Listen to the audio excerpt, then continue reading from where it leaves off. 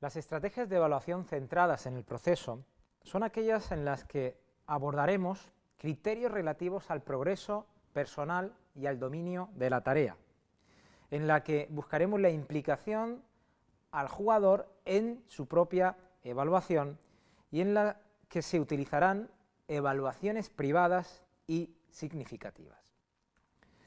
Estas estrategias tienen que ver con la estrategia número 8 descrita en los capítulos iniciales relativas a la evaluación en cuanto a las acciones implicantes en el modelo deportivo. En líneas generales, las destrezas del entrenador lo que hacen es proponer parámetros que miden el rendimiento centrado principalmente en el progreso personal.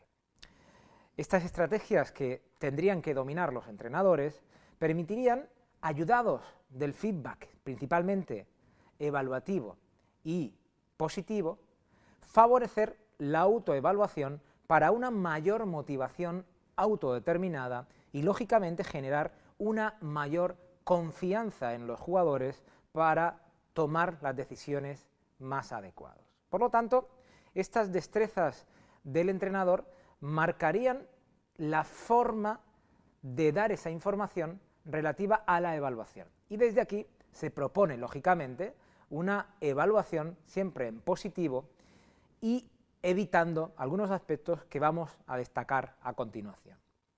Entre estas estrategias encontramos la de utilizar criterios relativos al progreso personal y al dominio de la tarea. Desde este punto de vista, hay que tomar una serie de medidas a nivel individual en relación a la ejecución del jugador. Para ello, recomendamos que sería interesante el evaluar siempre de forma autorreferencial. ¿Esto a qué se refiere?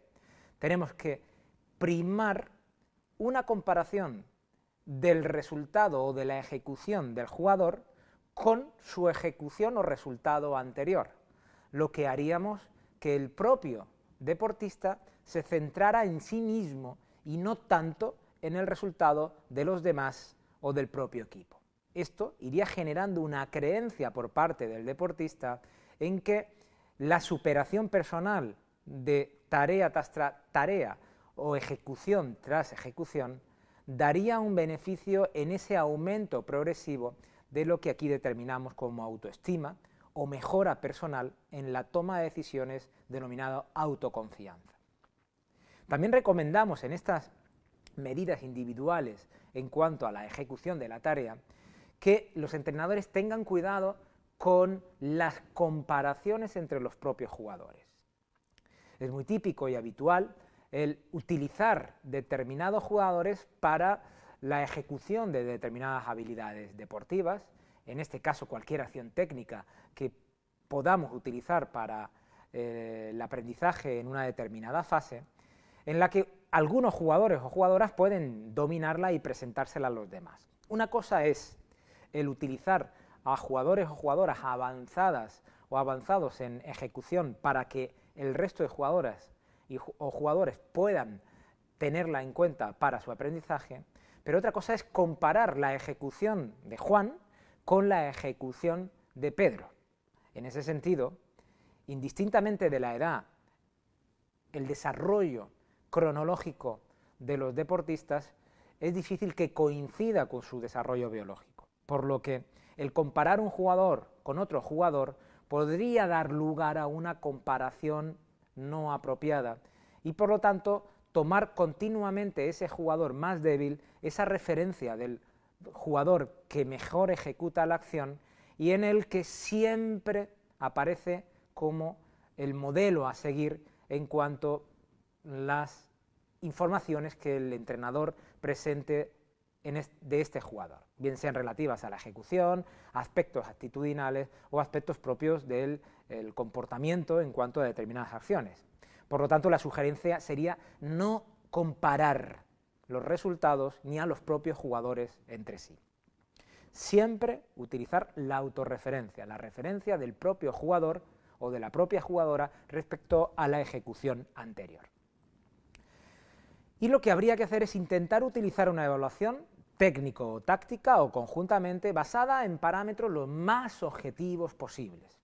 ¿A qué nos referimos a los elementos objetivos? Pues aspectos que tienen que ver con las propias mediciones que los entrenadores o entrenadoras pueden hacer de sus deportistas, con test físicos, con test de ejecución técnica, con test de coordinación relativas a acciones que tienen que ver con el propio deporte. Aspectos técnicos como pueden ser con acciones de chut, como pueden ser acciones de dribbling o como pueden ser acciones de pase. Y esto permitirían poder comparar sus ejecuciones con las anteriores e incluso poder emitir informes descriptivos de su ejecución en las que podríamos corregir aspectos técnicos relativos a un modelo general en el que nos fundamentamos a la hora de presentar esta información.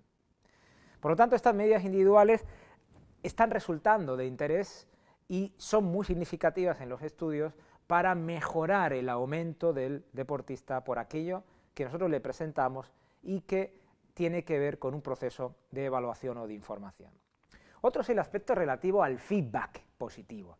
Este feedback que tiene que ver con la información que damos a los deportistas después de realizar la acción.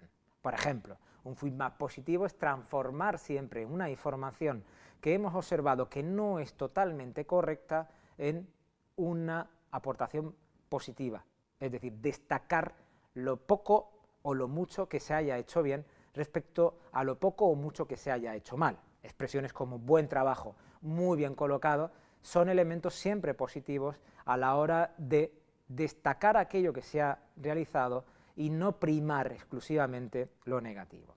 Por ello, lo suyo sería dar respuestas afectivas, lógicamente previas al ejercicio, para animar a incitar a los deportistas a practicarlo, y lógicamente después del ejercicio para informar de esos resultados. Y nuestra sugerencia es utilizar siempre esta técnica que en el argot técnico se denomina como sándwich.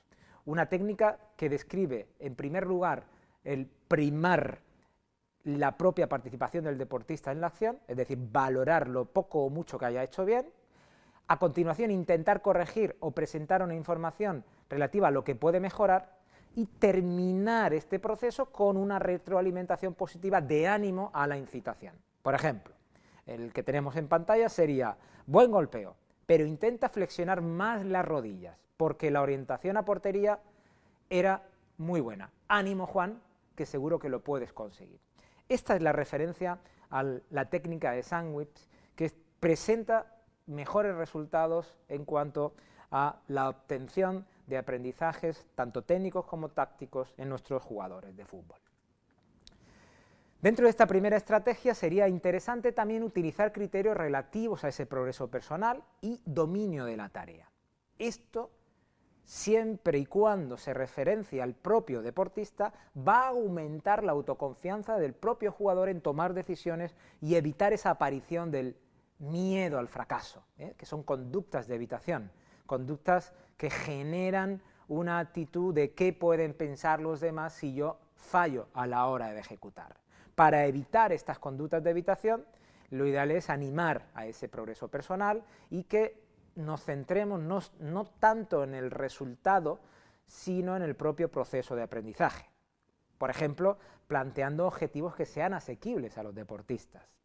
Valorar siempre que se produzca el compromiso, el esfuerzo y, lógicamente, insistir en la perseverancia, la necesidad de buscar continuamente el seguir ejecutando la acción para que en el tiempo pueda dar lugar a ese dominio técnico o táctico que es el que perseguimos con ello. Por lo tanto, lo ideal sería programar objetivos asequibles para ellos que permitan éxitos controlados en la práctica y que, a su vez, si existen unos pequeños fracasos, estos sean razonados y siempre justificados relativos a la ejecución de la tarea o al no dominio de la tarea perfectamente. ¿Cómo se puede mejorar esa tarea? Pues siguiendo, insistiendo en propuestas abiertas como la desde aquí se está planteando. La estrategia número 2 dentro de esta estrategia general es la de implicar al jugador en su propio proceso de evaluación. Sería interesante que a la hora de informar a los deportistas, a su vez lo utilicemos como una estrategia de evaluación y en la que él pueda tomar decisiones en cuanto a cómo ejecuta procedimentalmente las acciones y además comportamientos actitudinales que hacen que finalmente se conviertan en ese valor que es el que perseguimos en nuestros deportistas, que es la de seguir practicando el fútbol a lo largo de toda su vida, con unos parámetros relativos al fair play que vendrían marcados por posicionamientos diarios de los entrenadores en sus prácticas y que confirmarían este valor final, que es el que pretendemos desde aquí. Para ello, proponemos también que el propio jugador se autoevalúe, evaluando parámetros que nosotros podemos presentarle, descritos técnicamente o tácticamente de forma muy sencilla, y que él mismo pueda comprobar si se ha cumplido o no se ha cumplido. Otra forma de implicar al deportista en la evaluación es hacer que exista una participación del jugador en esos propios criterios de evaluación. Nosotros podemos proponer que existen 3 elementos técnicos o 4 elementos técnicos a observar en la evaluación de esta acción técnica y que ellos pueden elegir 2 para autoevaluarse siempre con la supervisión del entrenador o la entrenadora. Otra de las estrategias es que esta evaluación pueda llevarse a través de lo que se denomina una evaluación recíproca. Los deportistas podían evaluarse unos a otros. De igual forma, podíamos presentar una planilla con 3 o 4 aspectos técnicos o tácticos a observar, donde un deportista tiene que observar a otro deportista o grupos de deportistas para informarle de cómo ha realizado la ejecución técnica o se cumple esos criterios que nosotros le hemos facilitado. Dentro de la implicación del deportista en la evaluación aparece la estrategia 3, que es la que tiene que ver con cómo informar a estos deportistas si de hacerlo de forma pública o de hacerlo de forma privada y significativa. Nuestra idea es siempre, y apoyada en los estudios que así llevamos realizando en estos últimos años, informar en cuanto a la evaluación de forma privada y que sea lo más significativa posible. Por lo tanto, esto va a permitir especificar a cada jugador la necesidad de mejora autorreferencial. Solamente utilizaríamos esa evaluación pública en cuanto a un comportamiento, cuanto este comportamiento agreda el comportamiento o rompa la norma de comportamiento establecida en el grupo, y tendría que ver pues con elementos de agresión, los cuales podríamos utilizarlos para reflexionar sobre la necesidad de las actitudes correctas de cara a una implicación correcta en la evaluación del deportista. Por lo tanto, y como conclusión final de esta estrategia, hay que primar dentro de ese proceso de adquisición de éxito en nuestras relaciones con los deportistas la evaluación centrada principalmente en el proceso, en la tarea, más que en el resultado. Con ello, primamos con estrategias de autoevaluación, insistiendo en la individualización e informando de forma privada y significativa, que la valoración del propio esfuerzo del deportista va a permitir que se vayan generando unas creencias en el futuro de perseverancia y de valoración del esfuerzo para esa consecución final, que es la de encontrar futbolistas cada vez más implicados con la práctica en la que nos encontramos día a día.